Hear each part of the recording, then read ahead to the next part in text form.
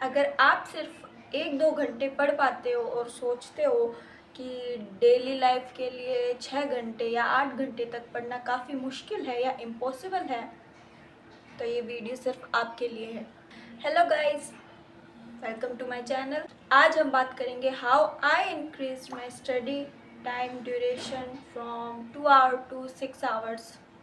मैं भी पहले दिन में सिर्फ 2 घंटे ही पढ़ पाती थी, या फिर कभी कभी छूट भी जाता है, जैसे कभी बिल्कुल भी ना पढ़ पाना या कोई दिन 6 घंटे पढ़ जाना ज़्यादा जोश में आके, और ये बिल्कुल नॉर्मल है।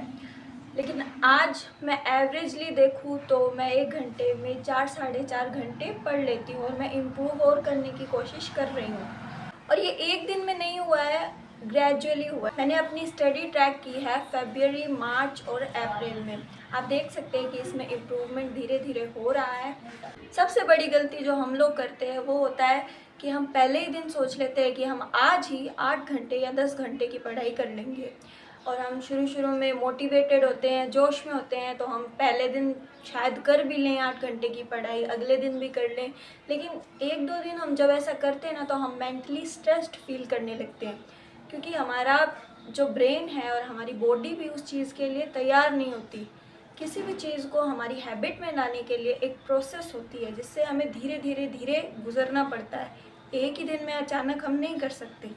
ऐसा जब हम करते हैं तो 2-3 दिन बाद हम फुल्ली डीमोटिवेटेड फील करने लग जाते हैं और सोचते हैं कि हमारे बस का नहीं है।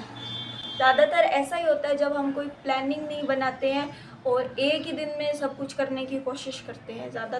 तो आज मैं आपसे डिस्कस करूंगी कि मैंने कैसे धीरे धीरे मेरे स्टडी आवर्स में इम्प्रूवमेंट किया, और आपके लिए क्या टिप्स है जिससे आप भी इसमें थोड़ा बहुत इम्प्रूवमेंट कर सकते हो। Number 1, sitting power. सबसे पहले मैंने अपनी सिटिंग पावर को इम्प्रूव किया।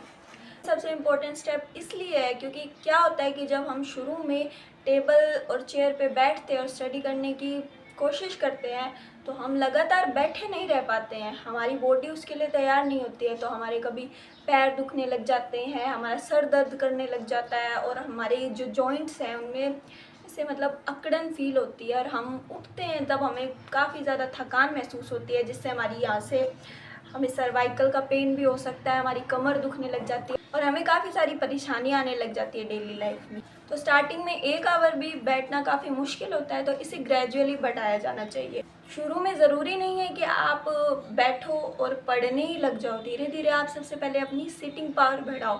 टेबल और चेयर पर बैठो, आधी घंटा बैठो, धीरे धीरे उसे 1 घंटा पर ले जाओ, फिर 1.5 घंटा, 2 घंटा पर उसे लेकर जाओ।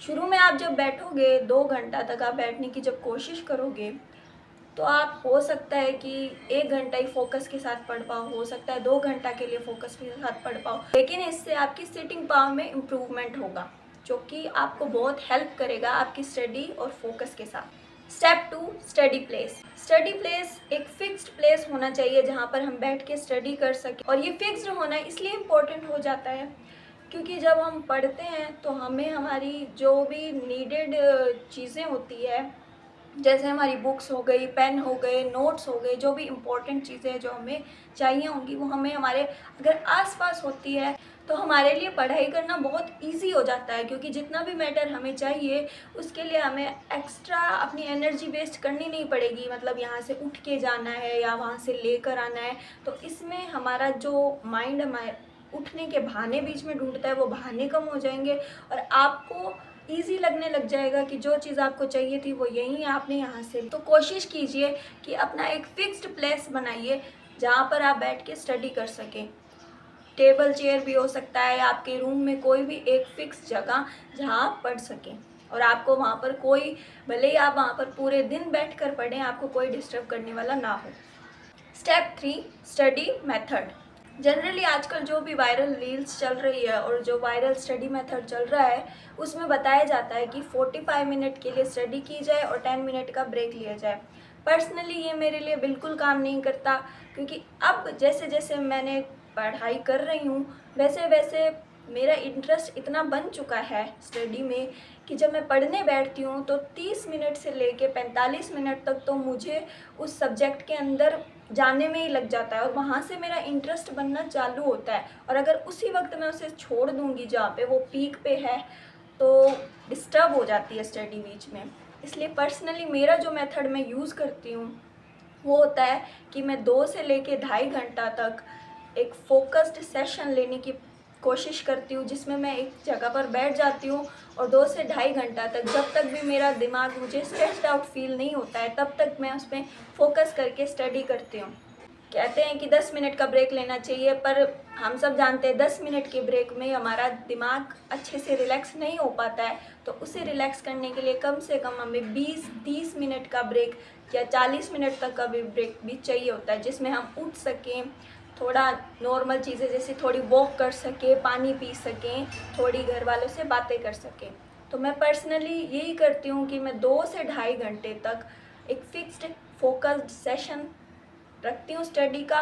और इसके बाद जब मुझे अब बोरियत फ़ील होने लगती है, बोरिंगनेस फ़ील होने लग जाती है, तो मैं उठ जाती हूँ, पानी लेती हूँ, थोड़ा बहुत भी मुझे कुछ इम्पोर्टेंट काम दिखता है या मेरा मन करता है कुछ करने का, वो काम करती हूँ, या मेरे पापा से बात करती हूँ, मेरी बहन से बात करती हूँ, या कुछ भी एंटरटेनिंग जो आप सोच सकें कि आपको ये माइंड को रिलैक्स करने में हेल्प करेगा, आप वो कर सकते हैं। स्ट्रेचिंग कर सकते हैं, वॉकिंग कर सकते हैं, या 5 मिनट की मेडिटेशंस भी कर सकते हैं।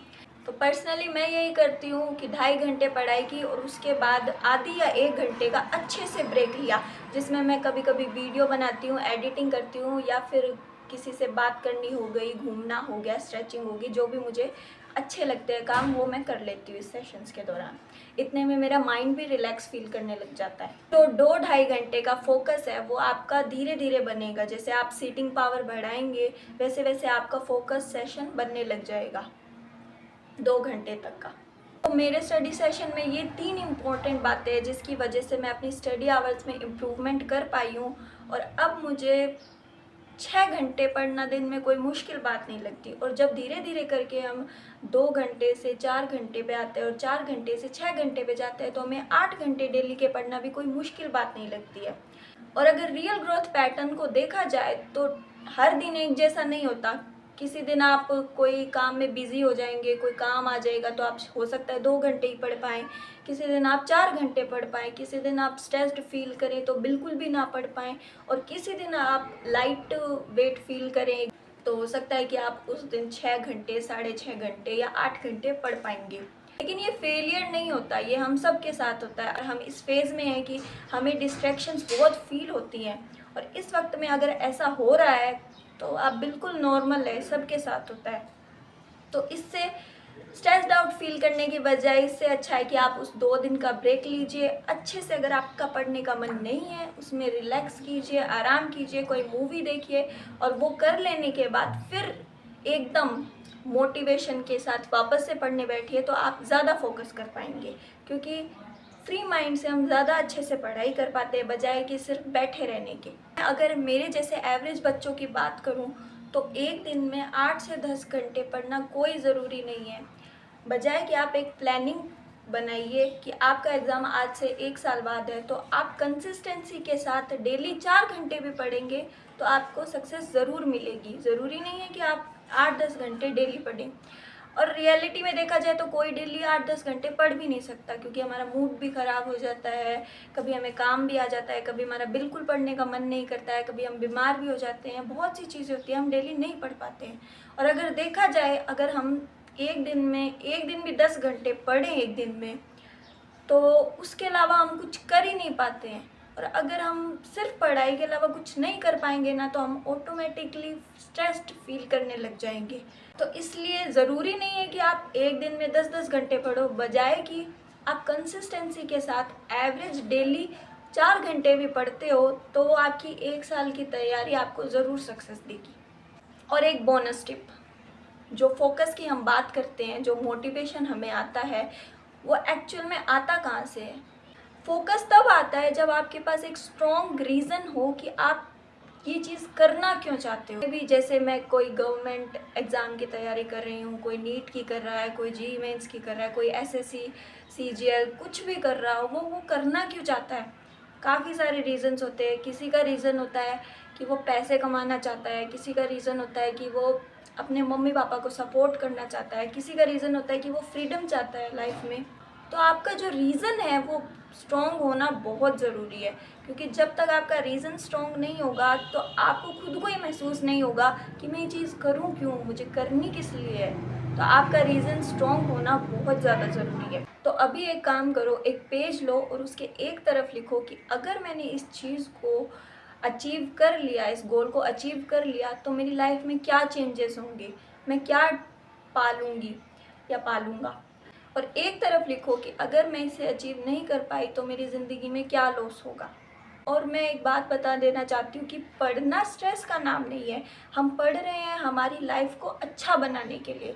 तो जो चीज़ हमारी लाइफ को अच्छा करने के लिए वो हमें स्ट्रेस दे रही है, तो वो चीज़ अच्छी कैसे होगी। तो हमें हमारी लाइफ को अच्छा बनाने के लिए पढ़ना है, तो हमें खुशी से पढ़ना चाहिए।